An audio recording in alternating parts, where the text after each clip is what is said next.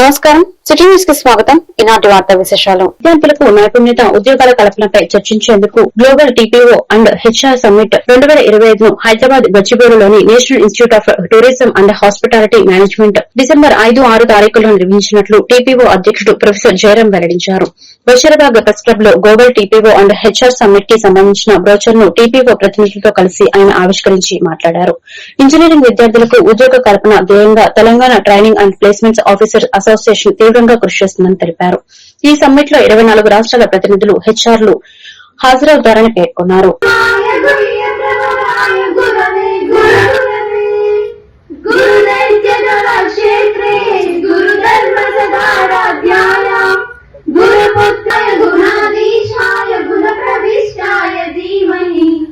एकदंताय चंद्राय श्री गणेशाय धीमहि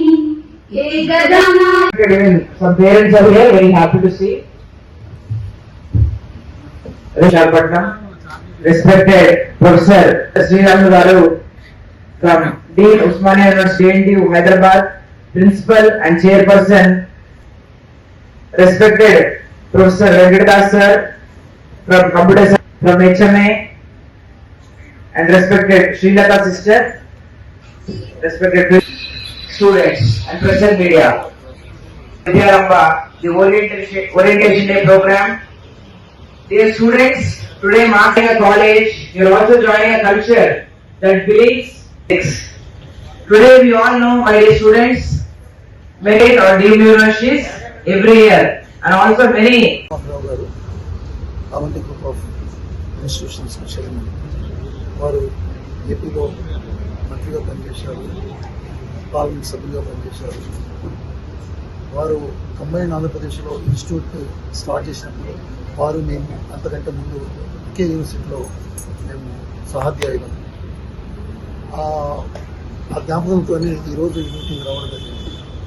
సార్ ఒక మాట అన్నాడు, ఈ ఇన్స్టిట్యూషన్స్ ఒక అత్యున్నతమైనటువంటి యూనివర్సిటీ స్థాయికి తీసుకెళ్తాను ఇక్కడి నుంచి అన్నాడు. దానికి వారిని మనస్ఫూర్తిగా అభినందిస్తూ ఆ విధంగా వారి ముందుకు సాగాలని కోరుతున్నాను. మేనేజ్మెంట్ అసోసియేషన్ ప్రెసిడెంట్, అలాగే ప్రొఫెసర్ వెంకటదాస్ గారు, అలాగే ప్రొఫెసర్ శ్రీరాములు గారు. ఈ అవంతి డిగ్రీ పీజీ కాలేజీ 91-92లో మన ఇక్కడ స్టార్ట్ చేయడం జరిగింది హైదరాబాద్లో, సుమారు 34 years బ్యాక్. సో సుమారు 30 బ్యాచెస్ పైగా డిగ్రీలో కానీ పీజీలో కానీ స్టూడెంట్స్ 2 లక్షల మంది విద్యార్థులు చదువుకుని దేశాల్లో స్థిరపడటం చాలా సంతోషించే విషయం. ముఖ్యంగా ఈ 2 కాలేజీలు కూడా ఉస్మానియా యూనివర్సిటీకి జేఎన్టీ రెండింటికి అనుబంధంగా ఉన్నాయి. సో మీకు తెలుసు, 2 యూనివర్సిటీలు కూడా ప్రపంచంలోనే ప్రఖ్యాతిమైన యూనివర్సిటీ ఉస్మానియా యూనివర్సిటీ కానీ జేఎన్టీ, ఏది ఇటు అకాడమిక్స్లో కానీ అటు ప్లేస్మెంట్స్లో కానీ. సో అదే స్ఫూర్తితోటి అవంతి కాలేజీ స్టార్ట్ చేసిన దగ్గర నుంచి మరి సుమారు 90% పైగా విద్యార్థులకు రిజల్ట్ సెషన్లో కానీ ప్లేస్మెంట్ సెషన్లో కానీ విదేశాల్లో స్థిరపడడం చాలా మంచి విషయం. మరి ఈరోజు న్యూ బ్యాచ్ ఇండక్షన్కి ఎఫ్ఎల్లో రావడం వారి సందేశంలో చాలా సంతోషం. తప్పనిసరిగా ఈ అవంతి కాలేజెస్ ఇవాళ 2 రాష్ట్రాలు పెట్టినప్పుడు ఒక రాష్ట్రం, ఈ 2 రాష్ట్రాల్లో 20,000 మంది విద్యార్థులు చదువుకుంటున్నప్పుడు ఒక 5 లక్షల మంది అల్యూమిని ఉన్నారు. మన మెడికల్ తప్ప నుంచి అన్ని కాలేజెస్ ఉన్నాయి. సుమారు 20 కాలేజీల్లో 20,000 మంది విద్యార్థులు చదవడం చాలా గొప్ప విషయం. కాబట్టి తప్పనిసరిగా ఈ కాలేజీలని పెద్దలందరూ సహకారంతో యూనివర్సిటీ స్థాయికి తీసుకుంటారని నా కృషి చేస్తాను. ఇప్పుడు దాకా సహకరించిన విద్యార్థులకి తల్లిదండ్రులకి. గోవలను తరలిస్తుండగా గట్కేసర్ వద్ద అడ్డుకోవడంతో ఎంఐఎం నాయకులు తుపాకీతో కాల్చడంతో తీవ్రంగా గాయపడి సికింద్రాబాద్ యశోద ఆసుపత్రిలో చికిత్స పొందుతున్న సోనును ఈటెల రాజేందర్ పరామర్శించి కుటుంబ సభ్యులకు ధైర్యం చెప్పారు. ఈ సందర్భంగా ఎంపీ ఈటెల రాజేందర్ మీడియాతో మాట్లాడుతూ ఆ గోమాతను రక్షించుకోవడానికి సనాతన ధర్మాన్ని నమ్ముకున్న లక్షలాది మంది భక్తులు గోరక్షకులు నిరంతరం ప్రయత్నం చేస్తున్నారు. కాంగ్రెస్ పార్టీ అధికారంలోకి వచ్చిన తర్వాత గోవులను తరలించే గుండాలను మాఫియాను కాపాడుతున్నారు. ఈ ఘటనకు సంపూర్ణ బాధ్యత రాష్ట ప్రభుత్వం వహించాలి. ఈ ఘటనకు పాల్పడిన వారిని వెంటనే అరెస్ట్ చేసి చట్ట ప్రకారం చర్యలు తీసుకోవాలన్నారు. పోలీసులు కల్చర్ కూడా ఎట్లయిపోయిందంటే ఏమన్నా చేయంగానే ఫస్ట్ మన వాళ్ళని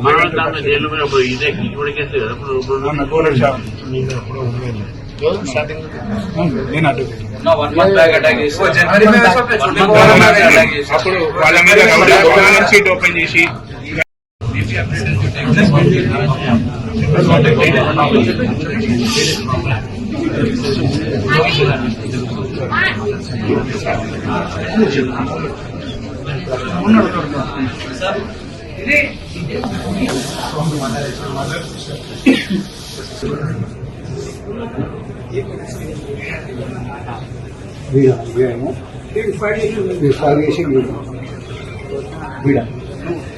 ऑलरेडी कितने की बार पब्लिक में करा ये చాలా మంది మన ఎంఐఎం కార్పొరేట్ కిషన్ బాగ్ కార్పొరేట్ మన నెంబర్ ఇబ్రాహిం దీదా ఇబ్రాహిం బాదేపూర్ సైడ్ రాష్ట్ర జిల్లా సెక్రటరీ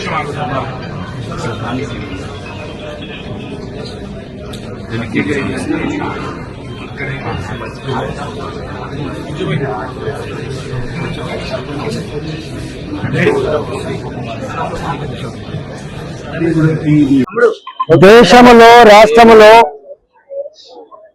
గోమాతను పూజించేటువంటి సనాతన ధర్మాన్ని నమ్ముకున్నటువంటి లక్షలాది మంది భక్తులు ఇవాళ గోరక్షకులుగా గోవును కాపాడుకునే ప్రయత్నం చేస్తారు, వాటిని సంరక్షించే ప్రయత్నం చేస్తారు.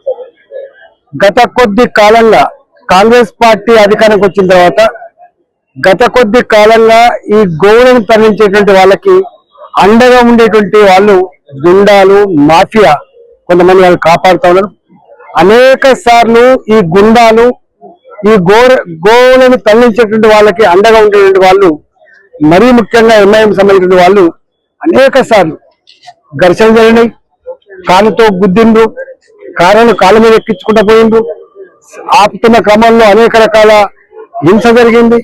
ఇవాళ దానికి పరాకాష్ట ఇబ్రాహిం అనేటువంటి వ్యక్తి స్వయంగా ఓల్సిందని కారులో వచ్చి ప్రశాంత్ని పిలుచుకొచ్చి ఇవాళ ఫైట్ చేసి చంపే ప్రయత్నం చేసిందంటే ఇవాళ ఈ ప్రభుత్వం ఎటువైపు ఆలోచిస్తుందో మనకు అర్థం కావాలి. ఈ ప్రభుత్వం సంపూర్ణ బాధ్యత తీసుకోవాల్సి అని చెప్పి హెచ్చరిస్తా ఉన్నాం. ఈ సంఘటనలు కనుక పునరావృతం కాకుండా ఉండాలంటే ఎవరైతే దీంట్లో భాగస్వాములు అయిందో తక్షణమే అరెస్ట్ చేయాలి, తక్షణమే పనిష్మెంట్ చేయాలని చెప్పి నేను డిమాండ్ చేస్తా ఉన్నాను. నిన్నెట్లయితే నిజామాబాద్ లో దొంగలు స్వయంగా పోలీసులనే చంపి సికింద్రాబాద్ మేడిపల్లి ఎన్నంపేట వద్ద కాల్పుల్లో గాయపడి యశోద ఆసుపత్రిలో చికిత్స పొందుతున్న గోరక్ష దళ సభ్యుడు ప్రశాంత్ సింగ్ ను కేంద్ర హోంశాఖ సహాయ మంత్రి బండి సంజయ్, రాజ్యసభ సభ్యుడు లక్ష్మణ్, ఎమ్మెల్యే పాయల్ శంకర్లు పరామర్శించారు. ప్రస్తుతం ఆయన ఆరోగ్య పరిస్థితిని వైద్యులను అడిగి తెలుసుకున్నారు. కేంద్ర హోంశాఖ సహాయ మంత్రి బండి సంజయ్ మాట్లాడుతూ గోరక్షణ చేస్తున్న ప్రశాంత్ సింగ్ పై కాల్పులు జరపడం బాధాకరమన్నారు. ఈ విషయాన్ని ప్రభుత్వం పోలీసులు తప్పుడు ప్రచారం చేయడాన్ని తీవ్రంగా ఖండించారు. జూబ్లీహిల్స్ ఎన్నికల ఓట్ల కోసమో డబ్బు కోసమో ప్రశాంత్ సింగ్ ఇట్లా చేశారని జరుగుతున్న ప్రచారం సరికాదని అన్నారు. వెంటనే పోలీసులు చేసిన వ్యాఖ్యలను వెనక్కి తీసుకుని క్షమాపణ చెప్పాలని డిమాండ్ చేశారు. గత బీఆర్ఎస్ ప్రభుత్వంలోనూ గోరక్షకులకు రక్షణ లేకుండా పోయిందని పేర్కొన్నారు. గోవులను చట్టానికి విరుద్ధంగా వనశాలకు తరలిస్తున్న సందర్భంలో అనేక సంవత్సరాలుగా గోవులను రక్షించేటువంటి ధర్మ కార్యం కోసం నిరంతరం పాటుపడుతున్నటువంటి బజరంగ్ దళ్ కార్యకర్త సోను సింగ్, ప్రశాంత్ సింగ్ పై ఎంఐ పార్టీ గుండాలు కాల్పులు జరపడాన్ని తీవ్రంగా ఖండిస్తున్నాం. ఇది ఒక దుర్మార్గమైన చర్య. ప్రభుత్వము చేయాల్సిన పనిని ప్రభుత్వము పోలీసులు చేయలేని పరిస్థితుల్లో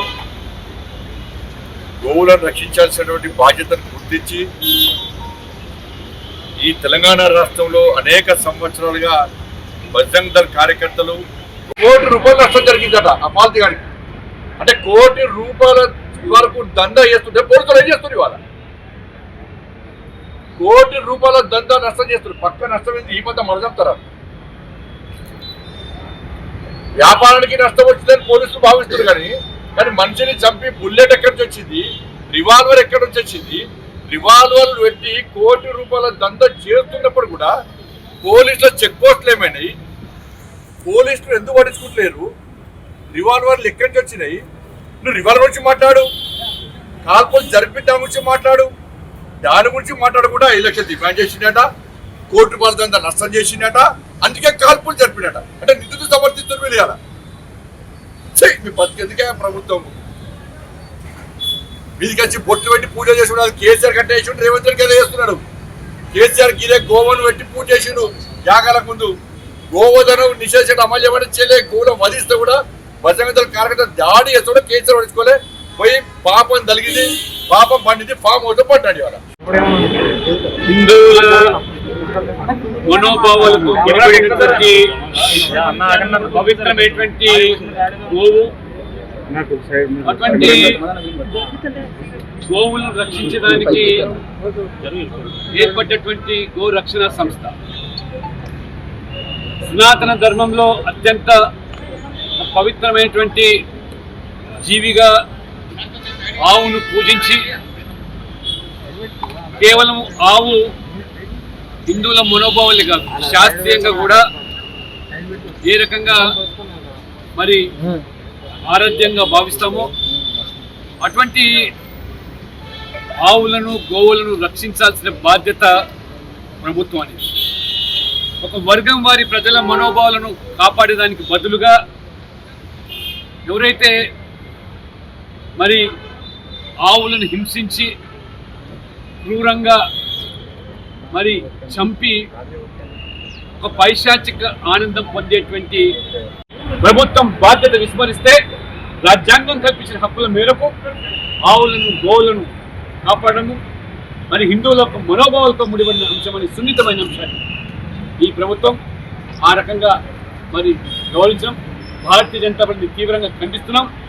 దోషులను కఠినంగా శిక్షించడమే కాదు, పోలీసులు కూడా దాన్ని మసిపూసి మాడికాయ చేసి ఇవాళ ఈ అబ్బాయి మీద నెపం నెట్టే ప్రయత్నం చేస్తారు. మీరు చేయాల్సిన బాధ్యత ఆ రకంగా మరి వధశాలకు తరలించుతుంటే వందల సంఖ్యలో రోజువారీగా ఆపాల్సిన బాధ్యత పోలీసు దాన్ని విస్మరించి ఇవాళ ఏ రకంగా మరి ఎదురు దాడికి పూనుకునే విధంగా మరి ప్రభుత్వం కానీ లేదా పాలకులు కానీ పోలీసులు కానీ వివరిస్తున్నారో కేవలం ఈ తెలంగాణలో ఈరోజు కాంగ్రెస్ ప్రభుత్వం కానీ గతంలో బీఆర్ఎస్ ప్రభుత్వం కానివ్వండి ఈ బుజ్జగింపు చర్యలు ఈ మైనార్టీ ఓట్ల కోసం కక్కుర్తిపడి రోజున ఛత్ పూజ పండుగను ఘనంగా నిర్వహిస్తామని జనసేవ సంఘ్ తెలిపింది. భక్తుల అన్ని కోరికలు నెరవేర్చే ఉత్తర మధ్య భారతదేశంలోని ప్రధాన పండుగ అయిన ఛత్ పూజ సూర్య భగవానుడికి చేసే ఆరాధన పూజను నగరంలో 30 ఘాట్ల ప్రాంతాల్లో తెలంగాణ ప్రభుత్వం సహాయంతో అన్ని ఏర్పాట్లు చేసి ఘనంగా నిర్వహించినట్లు జనసేవ సంఘ్ అధ్యకుడు ఆర్పీ సింగ్ ట్రెజర్ వినీత్ సింగ్ తెలిపారు.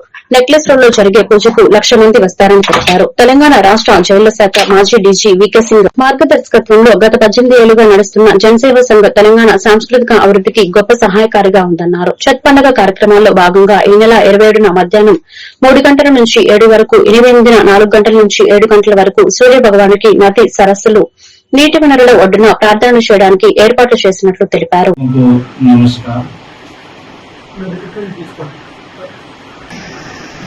ये अभी हम लोग हैदराबाद, सिकंदराबाद और ट्विन सिटी के बाद भी वीक में, और ये ट्विन सिटी हैदराबाद में हम छठ पूजा मना रहे हैं. उसी का detail the grand festival about A revered celebration in India, particularly in north India. जनसेवा संघ ట్రెజరర్గా పనిచేస్తున్నాను. గత 18 సంవత్సరాల నుంచి జనసేవ సంఘ్ ఆధ్వర్యంలో ఛత్ పూజ నిర్వహించడం జరుగుతుంది. ప్రత్యేకంగా నెక్లెస్ రోడ్ లో భారీగా 1,00,000 మంది దాకా పాల్గొనడం జరుగుతుంది. ఈ సందర్భంలో మనకి అందరూ భక్తులకి విజ్ఞప్తి చేయడం ఏంటంటే, మేము 27th రోజు ఈవినింగ్ సాయంత్రం 4 గంటల నుంచి 7 గంటల వరకు ఇక్కడ జరుగుతుంది ప్రోగ్రామ్. 28th రోజు ఎర్లీ మార్నింగ్ 4 o'clock నుంచి 7 o'clock వరకు మనకి పూజ ఉంటుంది. అంటే సూర్య భగవాన్ని, అస్తించే సూర్యుడిని కూడా పూజిస్తాము, ఉదయించే సూర్యుడిని కూడా పూజిస్తాము. ఈ ఛత్ పూజ ముఖ్య ఉద్దేశం. అండ్ నదులు, చెరువులు ఇక్కడ చేయడానికి ఏంటంటే, ప్రతి సంవత్సరం కనీసం ఈ సందర్భంగా చెరువులు, నదులు క్లీన్ అవ్వడం ప్రోగ్రామ్ జరుగుతుంది ఆల్రెడీ ఛత్ పూజ గురించి. సో అది కూడా ఒక కారణం అన్నమాట. మనకి ఆ కారణంగా నదులు, చెరువులు క్లీన్ అవ్వడం. మనకి ఛత్ పూజ ఉత్తర భారతీయులు ముఖ్యంగా జరుపుకునే పండుగ. మనకి జనసేవ సంఘ ఆధ్వర్యంలో మనకి ప్రభుత్వం ఇచ్చే సహయోగం వల్ల మనము 30 ప్లేసెస్ లో ఈ ఛత్ పూజని జరుపుకోవడం జరుగుతుంది ప్రతి ఏడాది.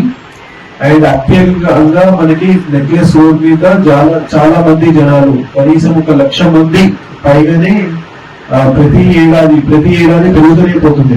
ఎక్కడ 10 మంది నుంచి స్టార్ట్ అయిన ప్రోగ్రామ్ నెక్లెస్ రోడ్ లో 1,00,000 మంది దాకా చేరింది, ఇంకా పెరుగుతూనే ఉంది. సో అక్కడ బందోబస్తు కూడా ఇంకా అంత ఇంపార్టెన్స్ గా బందోబస్తు కూడా ఆర్గనైజ్ కావాలని కోరుకుంటున్నాము. సో ప్రభుత్వానికి ప్రజల आज जो प्रेस कॉन्फ्रेंस बुलाया गया है उसका उद्देश्य छठ पूजा के विषय में आप लोग को बताना है। गवर्नमेंट के द्वारा जो फैसिलिटी दी गई है और जो हमें गवर्नमेंट से और चाहिए उसके विषय में डिटेल्स करना है। हमारे ट्रेजर ने सारी बातें बताई है अभी, और सरकार से हमारी यही उम्मीद है कि सरकार हमको लगातार सहयोग करे, हमको इस छठ पूजा या और उत्तर भारतीय के कल्चर को निभाने के लिए हम लोग एक लैंड का भी मांग किए हैं कि हमें सरकार एक भवन मुहैया कराए। और सरकार का जो सहयोग है उसके लिए हम लोग उनको धन्यवाद भी देते हैं और सबसे आग्रह करते हैं यहाँ के जो भी रहने वाले हैं, पसंदीदा हैं, जो भी हैं, सब हमारे साथ मिलकर शामिल छठ पूजा का आनंद ले। 27 को इवनिंग में और 28 को मॉर्निंग में 30 जगहों पर किया जा रहा है। मुख्यतः जो बहुत बड़ी भीड़ होती है वो नेकलेस रोड है।